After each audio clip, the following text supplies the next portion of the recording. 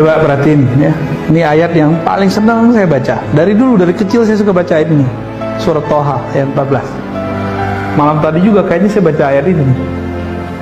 Wahai Musa, kata Allah, la ilaha illa ana, innani anallah la ilaha illa ana. Sesungguhnya akulah Allah. Innani, ya itu ada innani, itu ada ya pada situ. Sesungguhnya aku. Diulang lagi, anallah, akulah Allah. Jadi Allah itu kalau menyebut aku berarti ada keperkasaan di situ. Ada tauhid mutlak di situ. Sebenarnya yang boleh ngomong aku itu cuma Allah. Karena ana itu salah satu nama dari dia.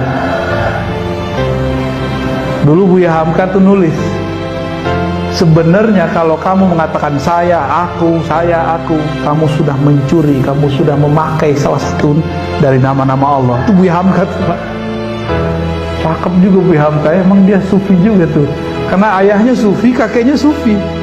Di akhir ayat dekat sama sufi-sufi. Meskipun beliau tokoh Muhammadiyah yang emang kita nggak dengar tasawuf, kecuali tasawuf modern ya, di kalangan Muhammadiyah. Itu ajib tuh ya, saya teringat masa kecil kita bacaannya buku-buku Buya Hamka. Kita datang ke jiran, ternyata orang-orang sana ya seumuran bapak, Pak, itu bacaannya buku-buku Buya Hamka. Jadi kalau membuka cerita dengan mereka lewat Buya Hamka. Bagaimana dengan kami? Nah, coba lihat kami. Kalau aku tadi keperkasaan, keesaan, mutlak. Ini baru sebagian yang kita buka, ada banyak makna dalam aku itu. Kalau Allah mengatakan nahnu, kami, inna nahnu nazzalna az-zikra, ya, sesungguhnya kamilah yang menurunkan az-zikra. Apa arti az-zikra? Peringatan artinya Quran. Wa inna, dan sungguhnya kami lagi lahu terhadap peringatan Quran itu lahafizun, ya, sungguh sebagai penjaga. Saya mau tanya, adakah di alam semesta ini sesuatu yang tidak ada nur Allah dalamnya? Adakah sesuatu yang terjadi di alam semesta tanpa campur tangan Allah Subhanahu wa taala? Ada nggak? Kalau ada berarti ada Tuhan selain Allah. Ada nggak? Berarti di sini ada peran Allah nggak?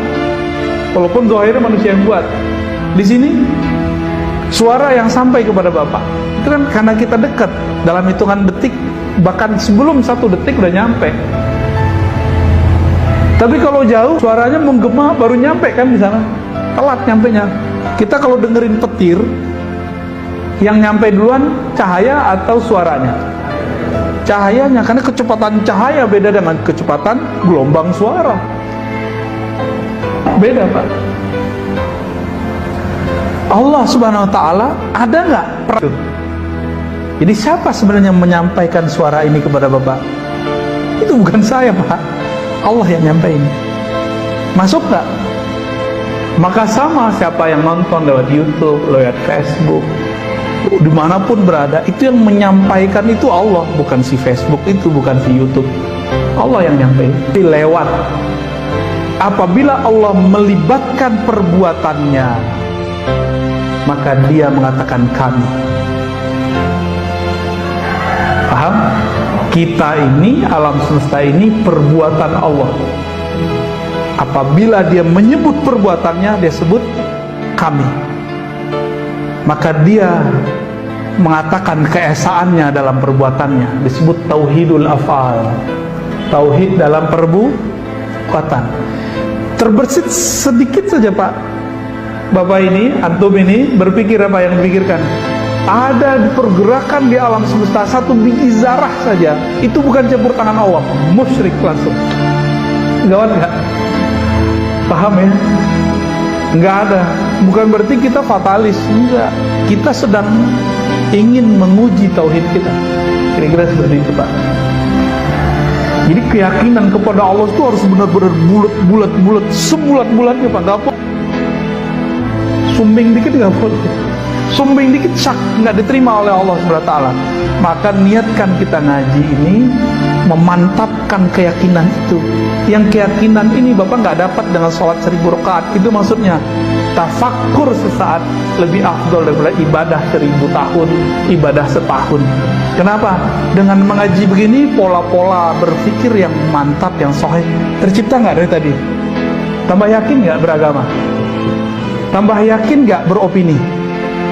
Insya Allah ya.